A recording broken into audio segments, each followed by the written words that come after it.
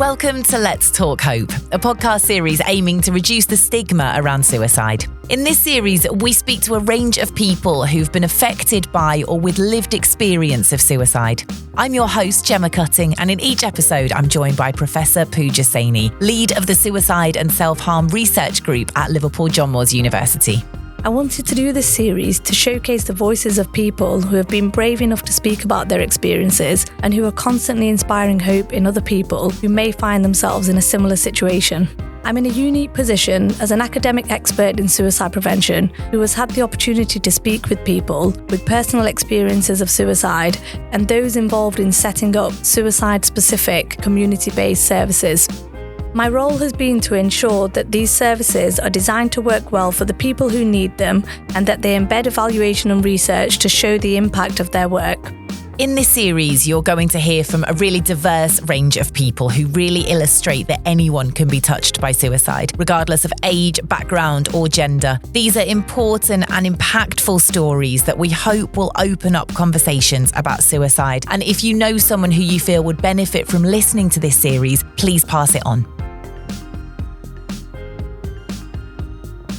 This episode is called Distress in Disguise, Recognising the Signs. And we were joined by Rob Glover, who is a creative consultant for music and sport, and Jane Boland, who's the clinical lead at James's Place charity. Now, we spoke to Rob and James about the pressures on high-profile people or people in the public eye and how they can become suicidal because of isolation and the way that their life works being part of big organisations who are commercialised. But also, the other flip side of that was that can be really helpful to other people. Yeah, so thinking about how people can use their own lived experience to actually reduce some of the stigma around suicide and raise awareness that anyone can become suicidal and it's okay to talk about it. And how that may be more impactful to people who are fans of that particular person. So this is a really interesting chat. Let's hear what happened. So Jane and Rob, thanks so much for joining us on this episode. I think let's start with you, Jane. If you'd just like to explain who you are and why you wanted to be involved with this series. So my name is Jane Boland and I'm the clinical lead for a suicide prevention charity called James's Place. And I've been working sort of in the suicide prevention field for, goodness, about 15 years, I would say now, and in mental health for sort of nearly 30 coming up. So these kind of podcasts are so important because they're starting to widen the conversation about suicide prevention. It isn't something that just needs to happen in hospitals or, very serious conversations. It needs to be something that everybody's aware of and is becoming part of everybody's language, really. So that's why I'm really happy to be here today. And Rob, how about you? Yeah, so hello guys. Hi. My name is Rob Glover. I'm originally from Liverpool, just moved back. I've spent the last 15 years over in the US. So working in country music, mostly in Nashville, based in Boston. So there was an affiliation there with Fenway Sports Group when they bought Liverpool Football Club. So the opportunity for me to move back home in the overall entertainment landscape, working with individual athletes, individual musicians and artists, and as they navigate their career in an ever-evolving world, the mental health struggles of all of that and that's associated with that, both from a commercial landscape and, the contracts that they are beholden to, versus then even the personal layer of that. And helping individuals navigate all of that is essentially what it is that I'm working on and trying to unlock and helping people kind of evolve and navigate really as they kind of move forward with their careers. Hi Jane, so I've seen recently you've been doing some work with Paddy the Baddie, who, will use his kind of, I think, boxing name. And he's been really open about coming to James's Place. He's also done a programme where he spoke about his struggles and you were talking to him. And I suppose it's just really interesting to think about people like himself who have quite openly shared their story and why you think that's important that he's chosen to do that. Yeah, I mean, so Paddy sort of had a fight, I think it must be sort of 2.5 years ago now, that he won. And at the end of it, he sort of really passionately spoke about a friend of his who died by suicide literally the day before. He just found out about it. And what happened at James's Place in Liverpool over the next 2-3 weeks is we got a massive increase in referrals. It had a massive effect on men like Paddy, hearing that message and deciding that they needed help. So we sort of, reached out to Paddy and told him what had happened and asked him if he would be interested in talking to us a bit more about, what had happened and whether he could get involved with James's Place and help us to get our message out there. And it has been sort of slightly game-changing for us in terms of the men who will respond very specifically when we've had anything that he's put out. We've seen, not just in the Liverpool centre, but in our centre in Newcastle as well. He sort of manages to cut through to the men who were at highest risk of suicide.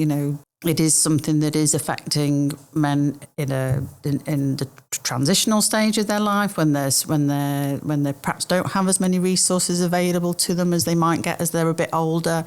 And something about the way that he's spoken about his own struggles and about getting help has really got that message out there. It's so important, and so few people have done it in that space in a way that I think has made sense to everyday people.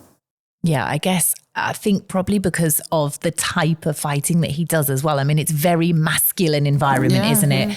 And would you say that potentially makes it harder for men to talk? I think so. I mean, MMA is a world that's it looks a bit crazy to me. I mean, I've watched a fight and they are brutal. It's international. I mean, I was lucky enough to go to Brazil sort of a year or so ago, and Paddy the Baddy's massive there. MMA is massive there. So it's certainly, as a sport, it gets out there and has a specific audience. But yeah, I can't imagine that a lot of those guys are then sort of having a chat about feelings after they've been to watch it. So, the fact that he's acknowledged it, it is. I mean, like I said, I don't know loads about boxing. You probably know more, don't you? But it's very kind of pompish, and the men sort of, and the women who box sort of, stand face to face and, like big each other, bigger themselves up. Like aggressive, isn't it? But yeah. And Rob, I think it was interesting. We were talking before we started recording about the pressure on, sportsmen and artists. How do you see that manifest? Because, of course, with people who are famous or incredibly successful in their field, if that comes with money, there is a perception from other people of, you shouldn't feel sad. You haven't got debt. You haven't got this. You're not struggling like I am. How do you think that kind of comes across to them? I mean, for those individuals who are living that life? I think it goes even beyond that. And I'd say the family dynamic comes into play first and foremost. If you've gone on a trajectory where you are, this young savant in whatever field that would be, or you've found your niche, be that in sports or music or whatever your playing field may be, I feel like it starts with the family pressures that are there, and it starts then secondary to that, the support system that's around you. So if people are from an early age depending on you, and there's a dependency on that, and we look at TV shows like Entourage, you can see so many different sports stars or athletes, or where the entertainment industry as a whole has kind of radicalized what that is and has fed into that narrative of you're getting paid X, Y, and Z, and how dare you feel that way. If you think then even closer to home, and I look at, I'm a massive Liverpool fan, and to me, it's really interesting to see, especially some of the younger lads trying to break into the first team, but then even some of the first team players who are not performing. So we're kind of told this narrative of then the sports science. We've got sports scientists, or you've got different people within the club that should help you navigate what this is. So not only the money factor, you've got this team around you, quote unquote, that should be able to help you perform that way. Whereas we're thinking that all about the sport or about music first or entertainment first. We're not thinking about that people first and as a person first. And I think that is the big gap. And I think that's where conversations that Jane and I have had over the years, and we think Paddy as an example, as a person, yes, this is a character that you are playing in a sport that's here, and you've got to the point where you've signed a contract with the UFC, the biggest MMA entertainment factor in the world, or the biggest entertainment offering that's then bought out by Endeavour, who also bought out WWE recently. So the more that's there, it's a commercial gain. you are a pawn in this entire thing. You're a chess piece here. Yes, there's a game, but then the other side of that, you as a person, I don't think we shine light on, or even the general public or a sports fan really understands what that is, and that the team behind the team in a glorified concierge level service. And I think that's the true opportunity here to shed light on, and something that we're all passionate around this table in really shedding light on what that is. Yeah, and I think that stigma as well that can come with, if you do open up about feeling that way, that can even be even more enhanced if you're from different cultural backgrounds where the stigma is even higher. So I know a young footballer who was really up and coming, about to get chosen for the first team, and on that important match got a head injury and couldn't then continue in that career and was feeling suicidal, and did an article on that, which was shared, obviously publicly, but also with the community. I'm from a South Asian community, and I think everyone was more gobsmacked at the fact that he'd said he was suicidal in this article than all the other sad things he was saying about his career, and the fact he wasn't sure now what he's going to do, because it was always in his head he's going to be a footballer. But I don't know whether some people were actually a bit kind of embarrassed of, oh my God, he's just opened up and said, and he hadn't even told his family until they read that article, the fact that he'd ever felt suicidal because of this injury that had happened. So I think there's that extra stigma that might be added on as well. 100%. I the layers of that, and if I may on that, so my background, I grew up as a dancer, a choreographer and a performance coach, but as a lad growing up in Liverpool, to say that I'm a dancer when all my mates are playing footy or going boxing, you can imagine. So I know full well stigma even on that in a roundabout way. And I'll say it that way, the journey that I've gone on personally, not to digress there, but I think that's then allowed me to be able to see individuals that I've worked with at that true human level and just go, listen, I don't care how much money you've got in the bank or who it is or what it is that you're up to or what your field may be. I can see you and you struggling. Let's figure out a way to help, but also help you navigate your lifestyle choices that are based around that and your welfare management that goes along with that. And I think that those phrases there, hopefully we can then lead to suicide prevention.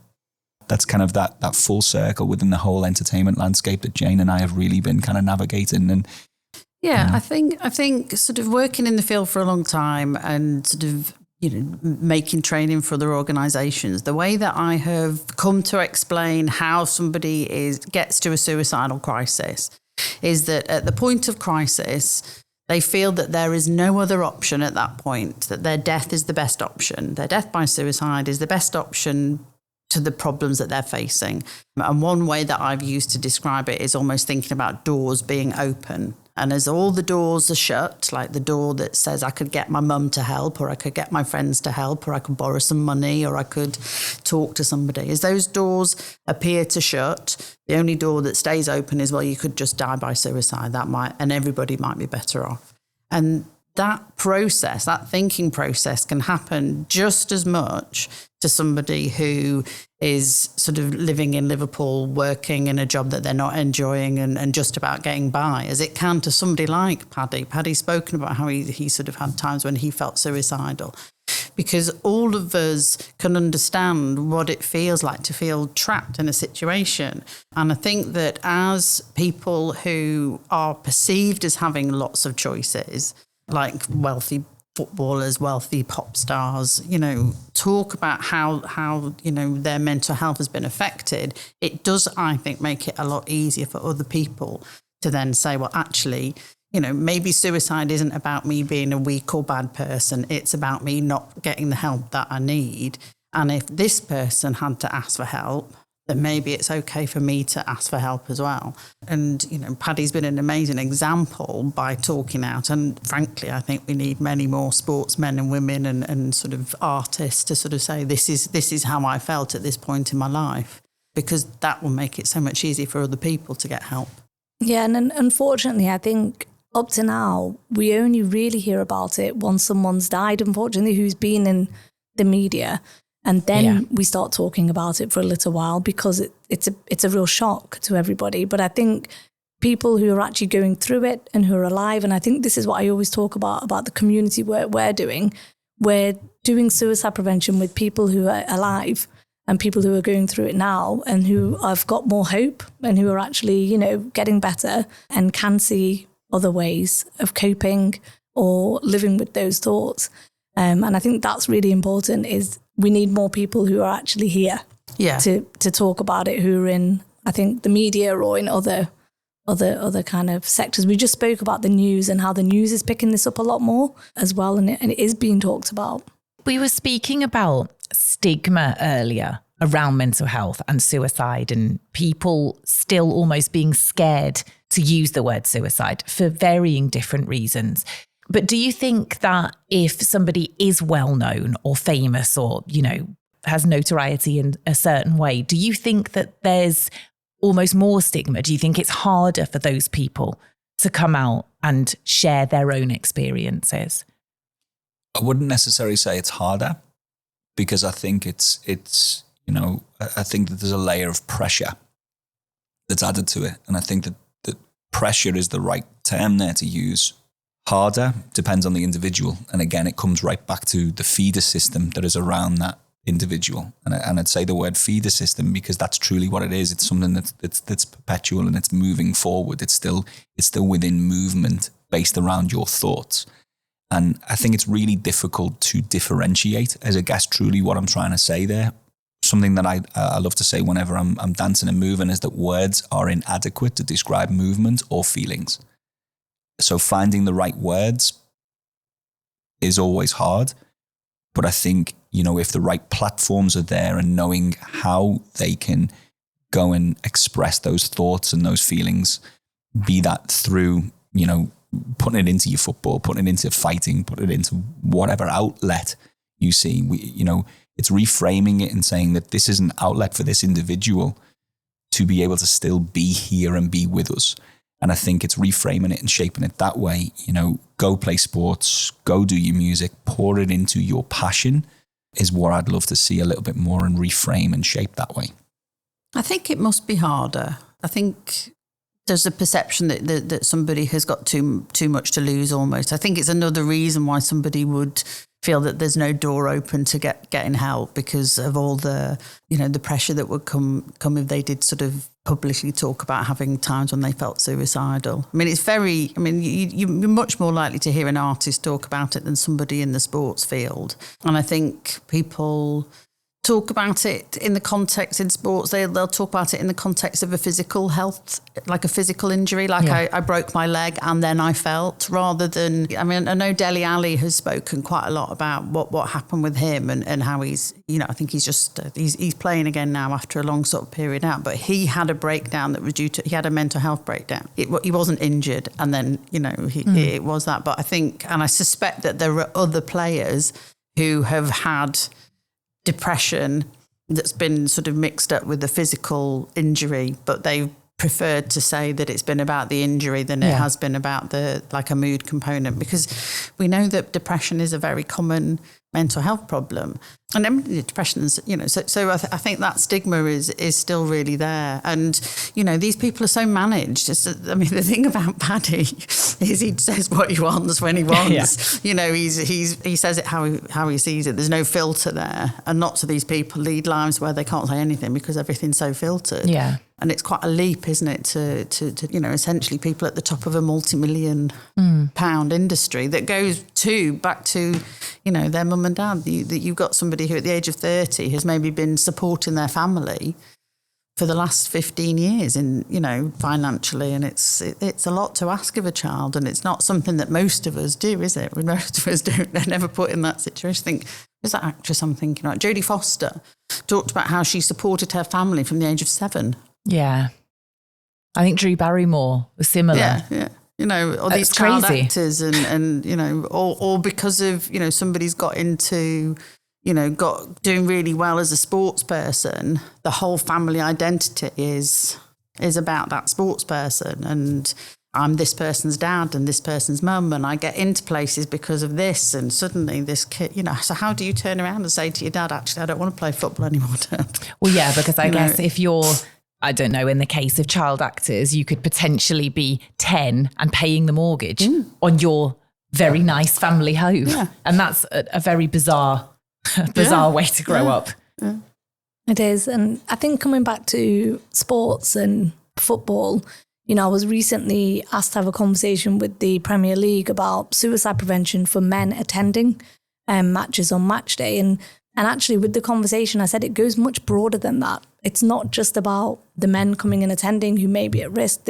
There's also a lot of other factors, like they may be bereaved by suicide as well, and that increases risk, or just the fact that they can talk about it, raising awareness that you can say the word suicide, which again, we spoke about before, and that it's not a scary word to talk about. I think within the arts, within sports, just raising that awareness, I think, will do a lot of good. Yeah, I was at a local establishment following a match recently and was speaking to a young man who'd had a friend who died by suicide very recently.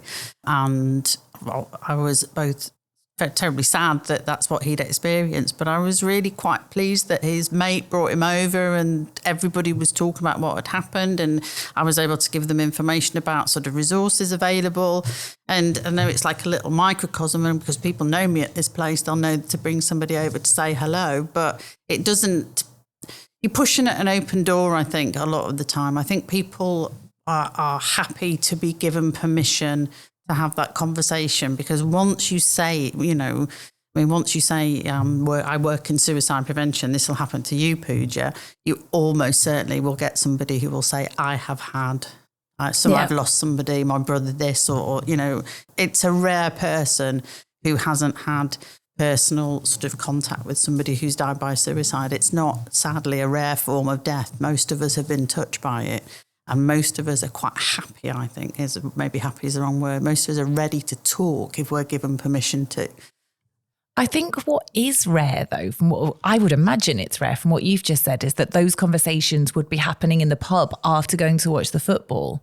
And that feels amazing to me, that the person who brought this person over knew what you did. And then it was that environment that had that conversation. I'm assuming you're in the pub by establishment. I was outside outside of the pub, but yes, I was in a pub. But yeah, but this is a pub that also made a decision. It's got posters up in the pub saying if you need help, talk to James's place. So this is a place where they've made an effort. That's great. So I think it starts. That's the community side of it, isn't it? That it starts with organisations saying. I don't know if any of you've been to other restaurants are available, but any of you've been to the Quarter? Yeah, I love the Quarter. So if you look on the menu in the Quarter, it talks about James's place. The guys wear a T-shirt that say James's Place. They've been a long-time supporter of James's Place. We did some training for the guys who work there. That somebody says, "Oh, what's James's Place?" They can say, "Oh, it's this place that helps men who are in a suicidal crisis." That's how that conversation can happen, and it doesn't. It should be happening everywhere. Doesn't just have to happen, like I said, in hospitals and doctors' waiting rooms. It can happen in lots of environments if you give people that confidence. And that's what we're talking about with the Premier League, weren't you? Sort of so that there are people who, at a football game, would have the confidence to say, actually, you can talk to me if you want to. I'm not going to give you counselling now, but I might be able to just start that conversation. Look, mate, there is help for you sort of in the area, and this is what you could do. I think that's really interesting. You talked about the training, though, because it would be easy for somewhere to kind of almost tick a box by putting a logo or something on the bottom of their menu. And you do see it, there's an optional amount to tip or invisible food that you can buy, which goes to charity. Yeah. But it's interesting that they've actually taken that a step further so that if somebody asks them about it, because I'd imagine a lot of places don't do that. And somebody could ask the staff anywhere else and say, "Oh, what's this about?" And the answer you might get is, "Oh, I don't actually know." And then it doesn't really mean anything, does it? Well, I think in their instance, they are committed to supporting an organisation, and I think they made the decision to support an organisation that talks about suicide. It's a big commitment. We had like a large retailer who were talking about giving us some money, but they wanted us not to put suicide prevention in the information. And it's like, well. Not much point then, is there? Yeah. There's a huge point there. We spoke a lot about the individual and what's wrapped around the individual. And then you both just kind of made a huge point where from a commercial layer, yes, the Premier League as a brand, and then now as a local restaurant. And I think that bridging that gap between how that trickles down, you know, we spoke a lot about the stigma that's based around an individual being able to come out publicly and say, I'm struggling, this is what it is. And Paddy is a great example to be able to cut through the noise, where then it forced the organisation that he fights for, the UFC, to consider that. I mean, he grabbed that mic, grabbed that opportunity and said and spoke from the heart. It was authentic. It was genuine. It was real. And he spoke to the fan directly. So there's no one in the middle of that. And I think then from an organisation standpoint, like the league structure that's global, like the Premier League and the presence that it is, it has a responsibility.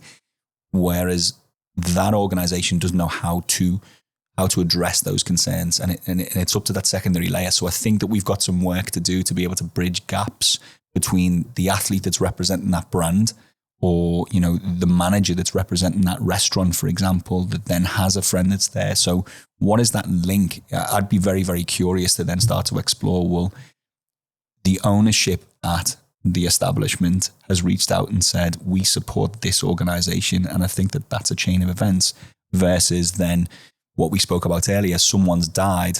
How can we now address this and almost give it good PR, for lack of a better term? I think that that's where we are at two ends of the spectrum. And it's about finding that middle ground and being honest and open and authentic and talking about it openly to break down that stigma. Yeah. And I think it kind of brings us full circle to some of our other earlier podcasts where we were talking about people in the community being trained, people from all professions. I mean, Jane, you're obviously involved in online training. You've already put some together before, co-produced some, and there's some more being done. And we've had barbers in here talking about, you know, training for barbers and hairdressers. And I think it's everybody's business. That's the point, isn't it? It's so interesting. I mean, even from a barbershop play, something on that. As I say, I lived in the States 15 years, but in Nashville, we did something with Jack Daniels. So we opened a 2-seat barbershop in the Jack Daniels distillery. And the idea was there that then for a lad to come in and sit there, you know, and open up. It's the same way within salons or within different communities. I mean, we then were able to go backstage at festivals, concerts and events and set up 4 or 5 barbershop chairs just for the artist and their guests. So now I've got 20 minutes of an opportunity to then realize and see what's going on. And then that knock-on effect from barbers. So to educate barbers globally on recognizing signs in their clients, not necessarily turning them into therapists. Yeah.